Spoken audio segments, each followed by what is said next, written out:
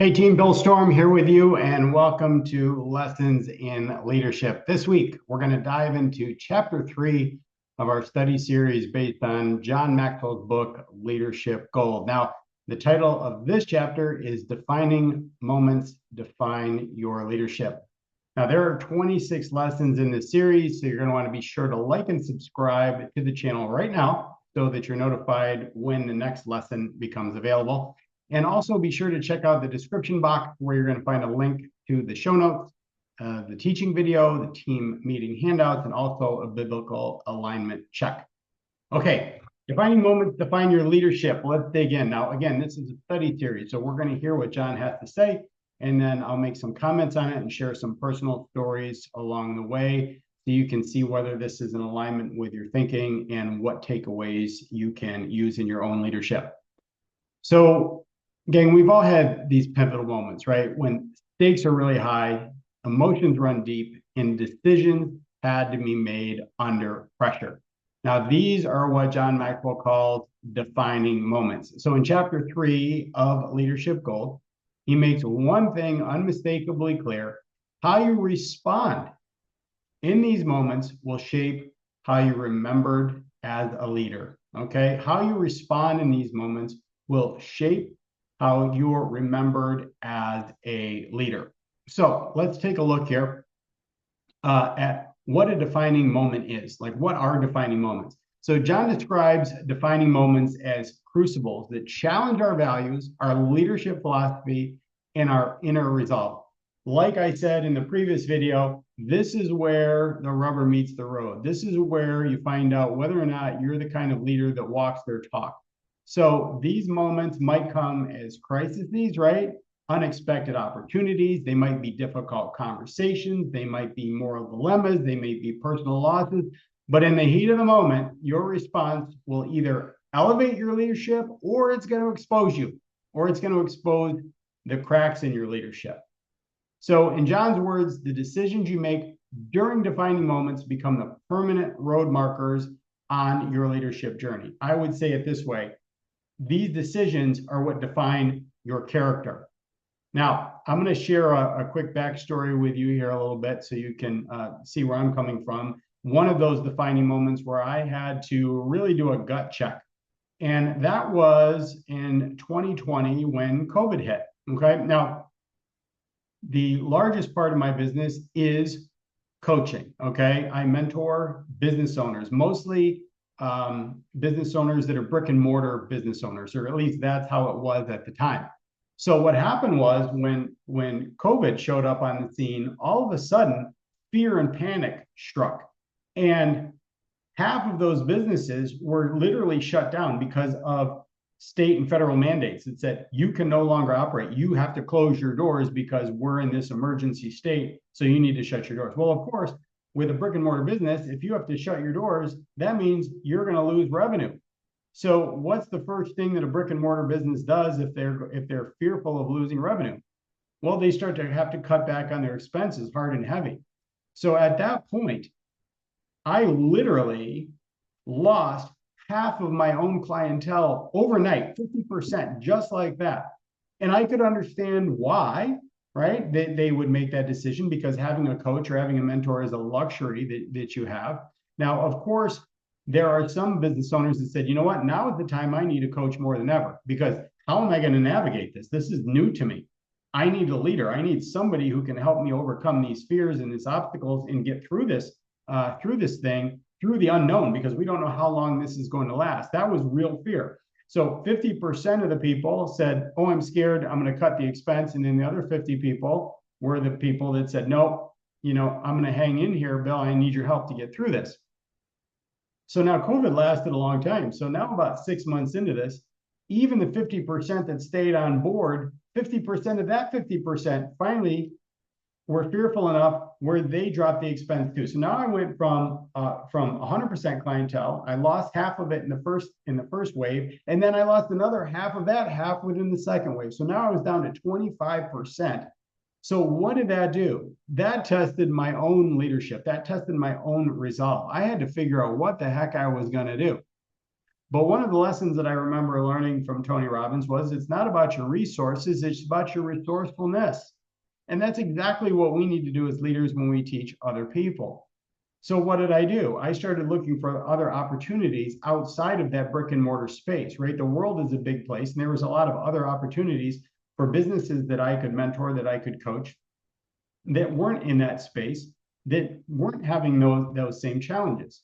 So that's exactly what I did. I just simply made a pivot and I started to look at what I could do, not what the obstacle was, but what were my opportunities. And that's where I stepped into this space where I was speaking on stage and online for Tony Robbins, because now all of a sudden I had this worldwide audience and it opened up the world to me, right? It took me out of that brick and mortar space and introduced me to business leaders of all kinds, where I was able to not only survive, but thrive and grow through that process.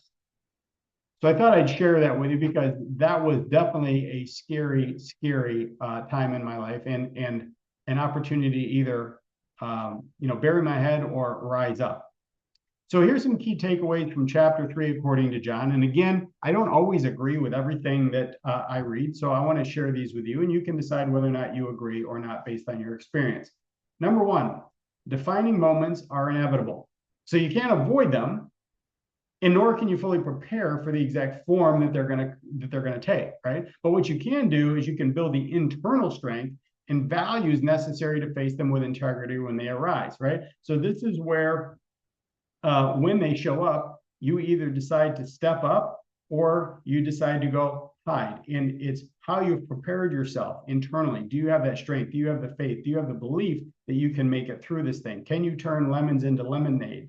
When somebody says, instead of saying, why me, you say, try me, right? Bring it on.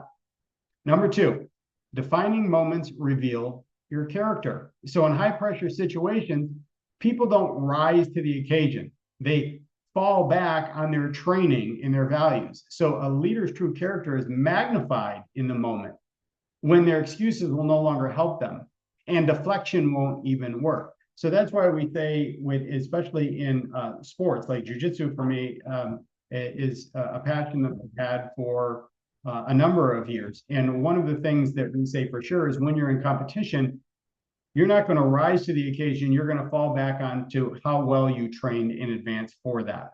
Number 3, great leaders respond with clarity and courage. So clarity comes from knowing what you stand for. Courage comes from being willing to uphold those convictions even when the cost is high, right? When the pressure is on, how do you show up? Number 4, defining moments impact how others view your leadership. So one decision, one action, or one moment of strength, or one moment of failure can change how your team, how your organization, your family, your community sees you, right? Trust once earned or lost, right, is a defining moment and is incredibly difficult to reclaim once it's gone. Number 5, preparation is the key, even if you can't predict the moment, right? So you prepare yourself. You train hard on a daily basis, even if you never need it. You prepare for defining moments by defining your values, by growing your self-awareness, surrounding yourself with wise counsel who can help you navigate difficult decisions. But more than anything is that you just condition yourself to say, yes, I'm going to step up to the plate when it counts. So here's some action steps for you as a leader, okay? So if you're in a leadership role, or aspire to be in one, here's how you can apply some of the things that John has to share. Number 1, you define your non-negotiables. What values do you have that you will never compromise on? Write those things down. Under no circumstance will I compromise these values. This is who I am. This is what I stand for. And revisit those things regularly to make sure that you are on track and you are staying in line with your true self. Number 2, reflect on past defining moments. So think of a time when your leadership was tested. What did you do well? What would you change? And then use this as a mirror to refine your future decisions. So as an example, in that COVID situation for me, I could go back and I could say, well, what did I do well during that situation? Well, the first thing that I did well is I made a decision not to go down with the flames, right? Instead, I chose to look at what my resourcefulness, right? I chose to be resourceful instead of just complaining about what was taken away from me. What would I change? Well, there's a number of things that I would change. I probably would have made the decisions a lot faster. I probably would have spent more time in prayer, maybe more time just in stillness to get my state right. So I wasn't operating out of fear, and I didn't spend so much time being anxious, right? Because sometimes fear is what actually motivates you. So fear is not necessarily a bad thing. But I think the thing is that I should have spent more time trusting in myself, trusting in all the training that I had along the way, that everything would be okay, which it is, in which it was. But I could have done it a lot more gracefully, and I could have been easier on myself, I guess is what I'm saying. Number 3, simulate high stakes scenarios. So practice decision making under pressure with your teams. Now, sometimes you're going to have like these mini scenarios where you can make these decisions, right? So if you can get used to making decisions quickly in these small mini scenarios, then when it comes to a high stakes scenario, you'll be conditioned to making those decisions and it won't be so hard. Number 4, build emotional resilience. So defining moments often come with emotional weight, fear, anger, and uncertainty, right? So learn to regulate your emotions so you can lead calmly and effectively, even when these stakes are high. So how do you do this? Well, it's simply practice, right? You have to practice over and over and over again, catching your stuff. So when you are not in a good state, when you feel fear setting in or anger setting in or anxiety or uncertainty, you have to catch yourself, right? And you have to say, aha, I caught you, right? I've identified myself falling into this trap. And the number one thing in order to become resilient is how fast can I get out of that state? We can never avoid those things. We're humans, right? Those are going to pop up. But our ability to lead is how fast can we get out of that state? How can we change our state from fear to power, from anger to being calm, being centered, from uncertainty to certainty, knowing that you're going to be able to work through this. Number 5, surround yourself with truth tellers.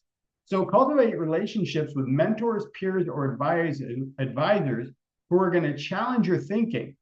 And they're going to show you a different level, right? You don't want to hang out with people that are at your level. That's not going to take you to the next level. There is somebody somewhere that has already achieved and continues to achieve the result that you're looking for in your life.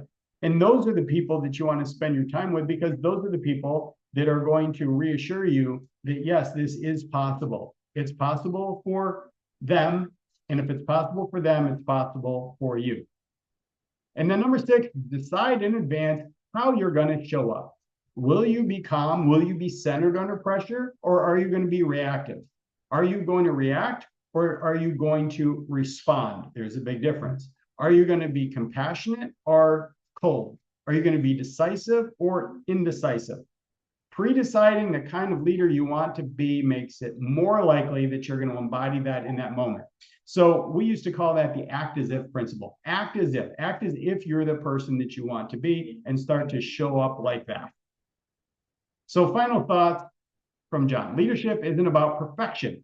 It's about presence. It's about being present. And it's in those defining moments when the heat is on and the pressure is real that your leadership either inspires trust or it's going to sow doubt.